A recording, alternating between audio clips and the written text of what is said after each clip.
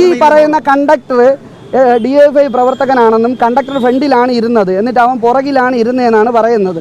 സഖാവിനെ അപ്പോൾ എൻ്റെ ഫ്രണ്ടിൽ ഇരുന്നാണ് വിളിക്കുന്നത്, സഖാവേ എന്നും പറഞ്ഞുകൊണ്ട് എൻ്റെ ഫ്രണ്ടിൽ ഇരുന്നാണ് വിളിക്കണേ. MLA വരുമ്പോൾ സഖാവെ ഇരുന്നോളൂ എന്ന് പറഞ്ഞ് ഫ്രണ്ട് സീറ്റ് അവൻ എണീറ്റ് കൊടുക്കുകയാണ് ചെയ്തത്. എന്നിട്ട് പറയുന്നത് ബാക്കിലാണ് ഇരുന്ന്. എനിക്ക് ഞാൻ ഇതിൻ്റെ ഇടയിൽ നിങ്ങളിങ്ങനെ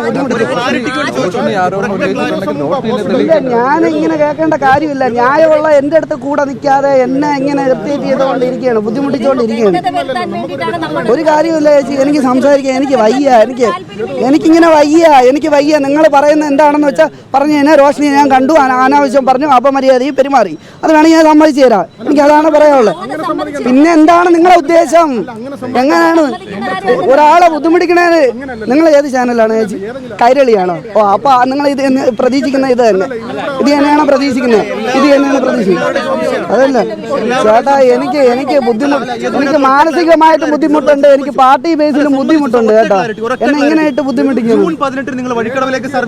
അത് നോക്കണം ചേട്ടാ, നോക്കിയിട്ട് ഞാൻ ന്യായമായിട്ടുള്ള കാര്യമാണെങ്കിൽ ഞാൻ പറയും. ഷെഡ്യൂൾ ഓടിയിട്ടുണ്ട്, ഞാൻ വഴിക്കടവാണ് ഷെഡ്യൂൾ ഓടിയത് 1 വർഷത്തോളം. നിങ്ങൾ മീഡിയാസ് ഏത് മീഡിയ എടുത്താലും ഞാൻ പറയുന്നുണ്ട്, വഴിക്കടവ് ഞാൻ ഓടിയിട്ടുണ്ട്. നിലമ്പൂർ വഴിക്കടവ് ഓടി, കോഴിക്കോട് മിന്നൽ ഓടി, അത് കഴിഞ്ഞ് തൃശ്ശൂരാണ് ഇപ്പോൾ ഒരു 3-4 മാസമായിട്ട് തൃശ്ശൂരാണ് ഓടുന്നത്. ഈ പറയുന്ന കണ്ടക്ടർ DFI പ്രവർത്തകനാണെന്നും കണ്ടക്ടർ ഫ്രണ്ടിലാണ് ഇരുന്നത്, എന്നിട്ട് അവൻ പുറകിലാണ് ഇരുന്നതെന്നാണ് പറയുന്നത്. സഖാവിനെ അപ്പോൾ എൻ്റെ ഫ്രണ്ടിൽ ഇരുന്നാണ് വിളിക്കുന്നത്, സഖാവേ എന്നും പറഞ്ഞുകൊണ്ട് എൻ്റെ ഫ്രണ്ടിൽ ഇരുന്നാണ് വിളിക്കണേ.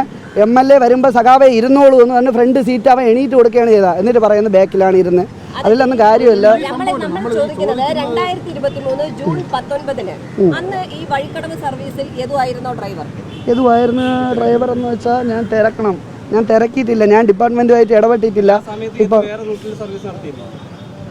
ഞാൻ പറയട്ടെ, ഞാനൊരു ഈ ഡേറ്റും ഈ കാര്യവും ഇവർ പറയുന്ന അനുസരിച്ച് എനിക്ക് ഡിപ്പാർട്ട്മെന്റിൽ നോക്കിയാലേ അറിയാവുള്ളൂ. നിങ്ങൾ ഇപ്പോൾ എന്ത് KSRTC അന്വേഷിക്കട്ടെ, ന്യായമായിട്ടുള്ള എന്തെങ്കിലും തരത്തിലുള്ള പരാതികൾ വരികയും യദുവിനെതിരെ ആഭ്യന്തരമായിട്ടുള്ള അന്വേഷണം KSRTC നടത്തുകയും കുറ്റക്കാരനാണെന്ന് കണ്ടെത്തുകയും അങ്ങനെ എന്തെങ്കിലും സംഭവം ഉണ്ടായിട്ടാണ്? അറിയത്തില്ല, എൻ്റെ അറിവില്ല. യദു കുറ്റക്കാരനെന്ന് KSRTC കണ്ടെത്തിയ ഒരു സംഭവം ഉണ്ടായിട്ടുണ്ടോ ഇല്ലയോ എന്നുള്ളത് എനിക്കറിയത്തില്ല. എൻ്റെ അടുത്ത് ഇതുവരെയും ഈ ഒരു പ്രശ്നം അല്ലാതെ എൻ്റെ അടുത്ത് അങ്ങനെ പറഞ്ഞിട്ടോ കേട്ടിട്ടോ ഇല്ല. ഞാൻ അങ്ങനെ ഒരു അറിവ് എൻ്റെ കയ്യിലില്ല. 2 വർഷമായിട്ട് ജോലി ചെയ്യല്ലേ. മെമ്മറി കാർഡിന്റെ കാര്യത്തിലെ ജീവനക്കാരെ സംരക്ഷിക്കുന്നത് KSRTC ഉത്തരവാദിത്വമാണ്. വകുപ്പ് മന്ത്രി മിണ്ടുന്നില്ല. KSRTC ജീവനക്കാരെ അങ്ങനെയൊന്നുമില്ല. മെമ്മറി കാർഡ് പോയിട്ടുണ്ടെങ്കിൽ അത് കോടതി കേസ് കൊടുത്തിട്ടുണ്ട്.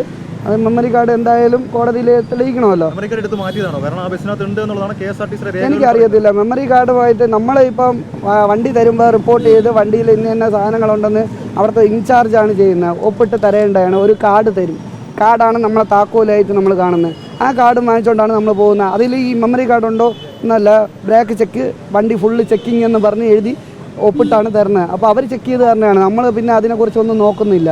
പിന്നെ കാർഡ് അവരെ ഏൽപ്പിക്കുകയാണ്. ഞാൻ അന്നേ ദിവസം സംഭവം 10:15 വണ്ടി ഇവർ ഈ വിഷയം നടക്കുമ്പോൾ 10:15 10:30-11 മണിയായപ്പം മറ്റേ അവിടെ നിന്ന് വിജിലൻസിൽ നിന്ന് കാൾ വന്നു. ഒപ്പിട്ട് ഞാൻ വണ്ടി അവരെഴുതി ഒപ്പിട്ടതിന് ശേഷം അങ്ങ് കൊടുക്കുകയാണ് ചെയ്തത്. കാർഡ് അവരെ ഏൽപ്പിക്കുകയാണ്. പിന്നെ വണ്ടിക്ക് എനിക്കൊരു അറിവുമില്ല.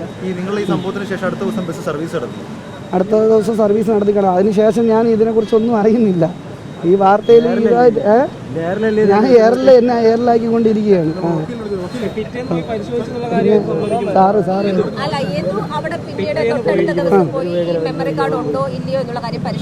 അങ്ങനെ ഞാൻ പരിശോധിക്കേണ്ട കാര്യമില്ല. വണ്ടി അവിടെ കിടക്കുന്നുണ്ടെന്നാണ് പറഞ്ഞത്. പരിശോധിച്ചു. മെമ്മറി കാർഡ് ഉണ്ടെന്ന് ഞാൻ പറഞ്ഞിട്ടുള്ളത്. ഞാൻ ഡോറിന്റെ അവിടെ നിന്നിട്ട് ഞാൻ അങ്ങനെയല്ല പറഞ്ഞത്. എനിക്ക് വ്യക്തമായിട്ട് അറിയാം. ആ വീഡിയോ ഉണ്ടെങ്കിൽ ഒന്ന് എടുത്തു കഴിഞ്ഞാൽ വളരെ ഉപകാരം.